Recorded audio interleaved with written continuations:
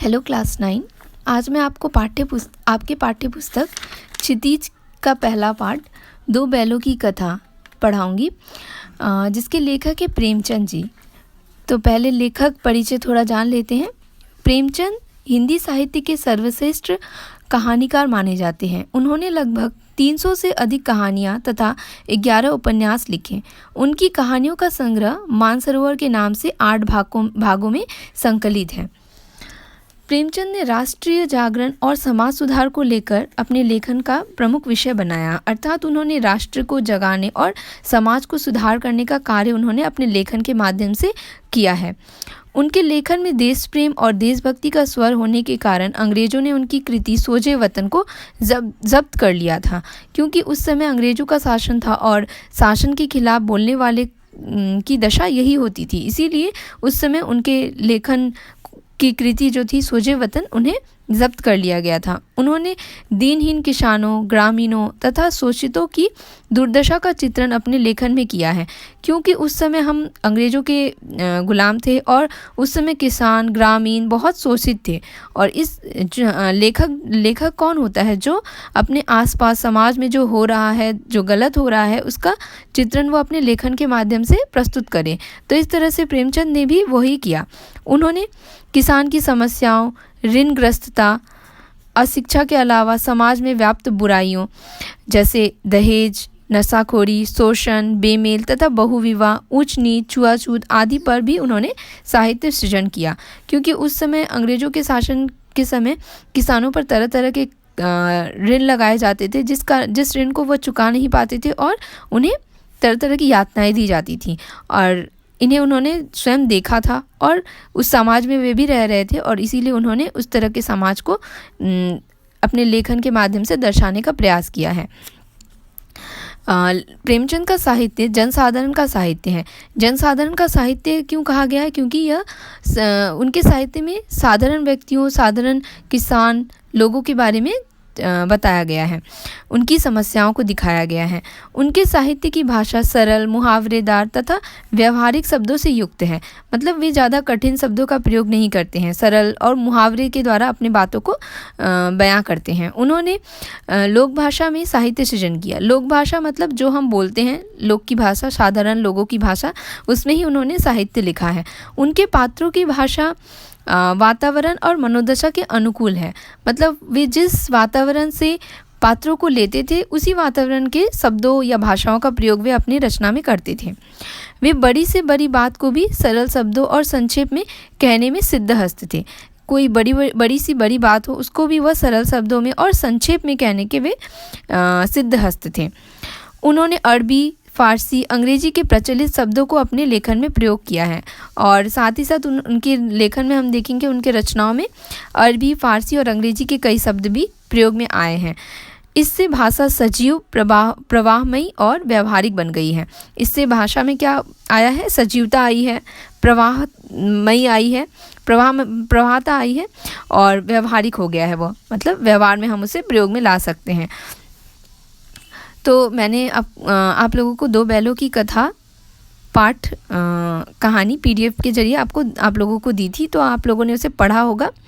और मैं उसका क्रम अनुसार उसकी व्याख्या नहीं करूँगी, बल्कि उसके अंदर किन बातों को लेखक ने पाठक तक पहुँचाने की कोशिश की है वह बताऊँगी। दो बैलों की कथा जो कहानी है, उसकी गणना प्रेमचंद की श्रेष्ठ कहानियों में की जाती है। इस कहानी के माध्यम से लेखक ने कृषक समाज, किसान समाज और पशुओं के भावनात्मक संबंध का वर्णन किया है, क्योंकि यहाँ पे जो दो बैले हैं वे पशु हैं और उनके भावनात्मक संबंध के बारे में उन्होंने बताया है। उसके हीरा और मोती नामक दो बैल सीधे साधे भारतीय के प्रतीक है। मतलब यहाँ जो हीरा और मोती दो बैल हैं, वे किसके प्रतीक है? भारतीय जनता, आम जनता के प्रतीक हैं। उनके रूप में वे आए हैं। वे आज़ादी के लिए बराबर संघर्ष करते हैं। जैसे कि हमने कहानी में पढ़ा कि वो बहुत बार ऐसी स्थिति आ जाती है कि जब वे बंदी बना लिए जाते हैं, पर फिर भी वे क्या करते हैं? वे आज़ाद होना चाहते हैं और आज़ादी के लिए वे कोशिश करते हैं, प्रयास करते हैं और अंत में उसे पा ही लेते हैं। इस तरह परोक्ष रूप से यह कहानी आज़ादी के आंदोलन की भावना से भी जुड़ी हुई है, क्योंकि जिस समय यह कहानी लिखी गई थी उस समय भारत के लोग बंदी थे, स्वतंत्र नहीं थे।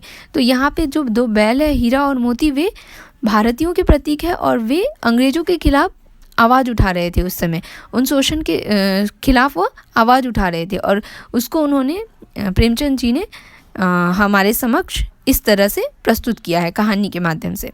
और अंत में हम देखेंगे कि जिस प्रकार से दो बैल आज़ाद हो जाते हैं, उस तरह से हमें भी आज़ादी मिल गई और हम आज़ाद हो गए। तो कहानी में पहले जैसे कि कहानी शुरू होती है और उसका अंत होता है, तो कहानी के अंत के साथ ही हम कहानी की शुरुआत मानते हैं। क्यों? क्योंकि कहानी वहाँ ख़त्म नहीं होती है, बल्कि वहाँ से पाठक वर्ग उसकी शुरुआत करता है। कैसे? जब वह कहानी को पढ़ने के बाद उसके अंदर से मूल भावों को, मूल बातों को बाहर निकालता है कि कहानीकार ने कहानी क्यों लिखी होगी, कहानी के माध्यम से वे क्या कहना चाहते हैं। इन बातों को जब हम कहानी पढ़ने के बाद निकालने का प्रयास करेंगे, बाहर रखने का प्रयास करेंगे, तो कहानी पूर्ण होती है, तब कहानी पूर्ण होती है। तो जैसे कि पहले कहानी हम शुरुआत में पढ़ते हैं तो हम देखते हैं कि वहाँ लेखक ने जानवरों में गधे के बारे में बताया है और उन्होंने एक नई व्याख्या प्रस्तुत की है कि गधा कैसा है। गधा को जैसे कि हम मूर्ख का प्रतीक मान चुके हैं और जब हम किसी व्यक्ति को मूर्ख कहना चाहते हैं तो हम कहते हैं तुम गधे हो।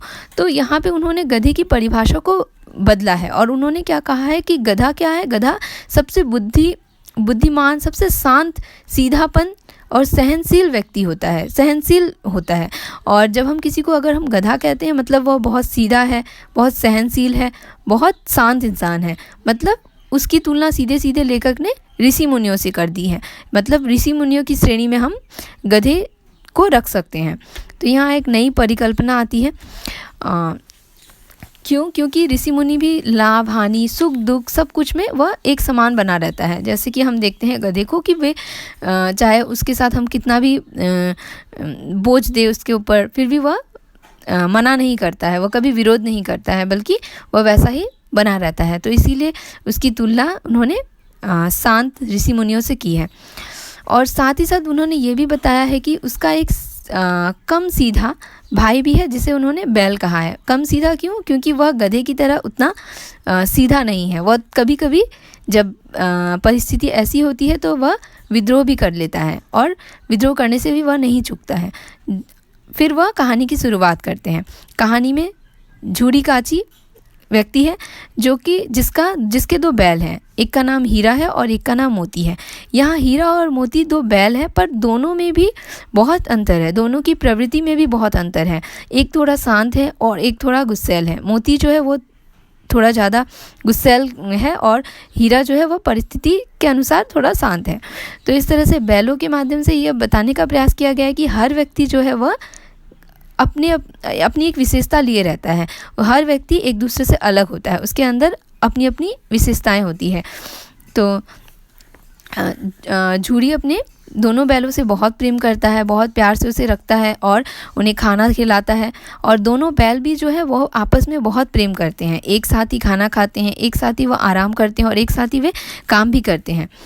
पर उन्हें संयोग से एक बार झूड़ी को दोनों बैलों को अपने ससुराल, अपने साले गया के घर भेज देना पड़ता है और वे दोनों बैल को लेके चला जाता है गया। और वहाँ जाने के बाद हम देखते हैं कि परिस्थिति बिल्कुल विपरीत हो जाती है। जिस तरह से झूड़ी उन दोनों बैलों को रखता था, स्नेह से, प्यार से खिलाता था, उस तरह से वहाँ नहीं होता है, बल्कि उनके साथ बहुत काम करवाया जाता है, शोषण किया जाता है और फिर उन्हें खाने को भी नहीं दिया जाता है अच्छी तरह से। इस तरह से हम देखते हैं कि वे दोनों बैल क्या करते हैं, वहाँ से भाग निकलते हैं। तो यहाँ भी कुछ बात कही गई है, लेखक कुछ कहना चाहता है कि जो जानवर है वह भी क्या करते हैं, जहाँ स्नेह मिलता है, जहाँ प्रेम मिलता है, वहाँ वे रहते हैं, उन्हें वो जगह पसंद आती है। और जहाँ उन्हें तिरस्कार किया जाता है, उन्हें स्नेह नहीं दिया जाता है, वे वहाँ से भाग आते हैं। जिस तरह से मनुष्य भी है, मनुष्य भी हम अगर किसी का सम्मान करेंगे तो वो वहाँ रहना पसंद करेगा। अगर हम उसे सम्मान नहीं देंगे, प्रेम नहीं देंगे, तो वो वहाँ से चला जाएगा। तो यहाँ भी जो दोनों बैल हैं, हीरा और मोती, वे दोनों वापस अपने झूरी मालिक के पास आ जाते हैं। पर जब झूरी की पत्नी को यह पता चलता है कि वो दोनों बैल भागकर वापस आ गए हैं, तो वह फिर अपने भाई को बुलाकर उन्हें फिर से वापस भेज देती है और इस बार उन्हें गाड़ी में डालकर ले जाया जाता है, जिससे उन्हें रास्तों का भी पता नहीं चलता है कि उन्हें कहाँ ले जाया जा रहा है। फिर उनके साथ वही होता है, उन्हें मोटी मोटी रस्सियों में बांध दिया जाता है, उन्हें काम करवाया जाता है और उन्हें खाने को भी कुछ नहीं दिया जाता है। तो इस तरह से उनका शोषण होता है। पर उस घर में और एक बच्ची होती है जो कि जिसकी माँ सौतेली होती है और उसके साथ भी उस तरह का ही सौतेला व्यवहार किया जाता था। और हम देखते हैं कि जब हम दुख में होते हैं, तो हम जब कोई आगे वाला भी उसी दुख में गुजर रहा होता है, तो हम उसके प्रति एक सहानुभूति रखते हैं, एक स्नेह का भाव आ जाता है। तो वह बच्ची भी उन दोनों बैलों के प्रति स्नेह भाव, फिर वह बच्ची उन दोनों को वहाँ से आज़ाद कर देती है। वह स्वयं तो अपने शोषण से लड़ नहीं पाती, पर वह उन दोनों की मदद करती है और उन्हें वहाँ से आज़ाद कर देती है। इस तरह से दोनों बैल आज़ाद हो जाते हैं और वे निकल पड़ते हैं झूड़ी के घर आने के लिए। फिर रास्ते में उन्हें भूख लगती है और मटर का खेत दिखता है, तो वे मटर के खेत में चले जाते हैं और वहाँ पे मटर खाने लगते हैं। और फिर अचानक एक बड़ा सा सांड आ जाता है। अब यहाँ पे भी लेखक कुछ कहना चाहते हैं। जब सांड आ जाता है तो पहले तो वह अकेले लड़ने लगते हैं, तो वे हार जाते हैं, पराजित हो जाते हैं। पर जब वे सोचते हैं कि वे दोनों मिलकर उस सांड का मुकाबला करेंगे, तो देखते हैं कि वह दोनों मिलकर लड़ते हैं और उस सांड को वे पराजित कर देते हैं। तो इस तरह से यहाँ भी बताया गया है कि हम अकेले जब किसी शक्तिशाली स्थिति से लड़ते हैं, तो हम उतने शक्तिशाली नहीं बन पाते जितना कि हम अगर एक साथ मिलकर लड़े। तो यहाँ पे भी बताया गया है कि जिस तरह से भारतवासी उस समय गुलाम थे, तो उन्हें भी आज़ादी के लिए क्या होना था, एकजुट होना था, एकजुट होकर आज़ादी के लिए लड़ना था और तभी वे उस आज़ादी को पा सकते थे, जिस तरह से दोनों बैलों ने किया। और फिर आगे देखते हैं कि खेत का रखवाला आता है और हीरा को पकड़ लेता है। पर हीरा के पकड़े जाने पर मोती अकेला वहाँ से नहीं भागता है, बल्कि अपने मित्र के लिए वह भी वहाँ रुक जाता है। मतलब यहाँ भी कुछ कह रहे हैं, यहाँ भी ये दिखा रहे हैं कि किस तरह से दो बैलों में भी प्रेम भाव है, दो बैलों में भी मित्रता का भाव है और वह एक दूसरे को मुसीबत में देखकर उसे छोड़ नहीं देते, बल्कि दोनों एक दूसरे का सहारा बनते हैं, एक दूसरे की मदद करते हैं। और मोती भी वहीं रुक जाता है और दोनों को पकड़कर कांजी हाउस में बंद कर दिया जाता है, जहाँ पे वो देखते हैं कि उनकी तरह बाकी अन्य जानवर भी है और भी बहुत बुरी हालत में है। उन्हें ना खाना दिया जाता है, ना पीना दिया जाता है, पीने के लिए पानी दिया जाता है, बल्कि उन्हें सिर्फ बंदी बनाकर रखा गया है। और इस तरह से वे भी वहाँ बंदी बना लिए जाते हैं। पर वे उस स्थिति में सिर्फ रह नहीं जाते हैं, बल्कि उस स्थिति से वे निकलना चाहते हैं और इसीलिए वह दीवार की मिट्टी को चाटना शुरू करते हैं और वहाँ से उन्हें निकालने का प्रयास करते हैं, जिस प्रयास में हीरा पकड़ा जाता है और उसे और डंडे मारे जाते हैं और मोटी रस्सी में उसे बांध दिया जाता है। पर वे रुकते नहीं हैं, वे दीवार को तोड़ना तभी भी जारी रखते हैं और दीवार टूट जाती है और सारे जो जानवर हैं वे वहाँ से निकल जाते हैं।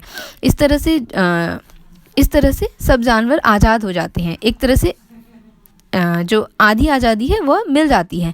पर यहाँ हीरा जो है वह रस्सियों में बंद था, इस कारण मोती भी इस समय अपनी मित्रता दिखाता है, अपना प्रेम दिखाता है और वो वहाँ से नहीं भागता है, बल्कि उसकी रस्सी को पहले तोड़ने की कोशिश करता है ताकि वो दोनों साथ में भाग सके, साथ में आज़ाद हो सके।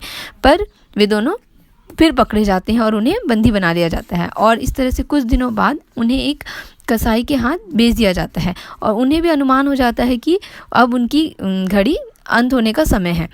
फिर जब वह कसाई इंसान आदमी उन दोनों को ले जा रहा होता है, तो जब वह जिस रास्ते से वह ले जा रहा होता है, तो वह रास्ता उन्हें परिचित सा लगता है, जाना पहचाना सा लगता है। उसे लगता है कि यह तो हमारे ही मालिक का घर है और वही रास्ता है ये। और वे दोनों क्या करते हैं, वहाँ उसके बंधन को छुड़ाकर वे भाग जाते हैं और झूड़ी के घर के दरवाजे के आगे आकर खड़े हो जाते हैं। और झूरी भी जब यह देखता है कि वे दोनों बैल उसके पास आ गए हैं तो वह स्नेह से भर जाता है और उन दोनों को गले लगा लेता है। पर तभी वह जो कसाई दरियल इंसान होता है वह आता है और वह कहता है कि यह बैल मेरे हैं, क्योंकि मैंने इसे मवेशी खाने से नीलाम लिया है। पर झूरी कहता है कि जब मैंने इसे बेचे ही नहीं तो तुमने खरीदे कैसे, यह तो मेरे हैं। और इस तरह से मोती अपना सिंग चलाता है और उसे भगाने लगता है। इस तरह से जो दरियल इंसान होता है वह भाग जाता है और दोनों खुशी खुशी झूरी के घर फिर से रहने लगते हैं। और झूरी भी उसे बहुत स्नेह देने लगता है और झूरी की जो पत्नी है वह भी उन दोनों को बहुत स्नेह करने लगती है।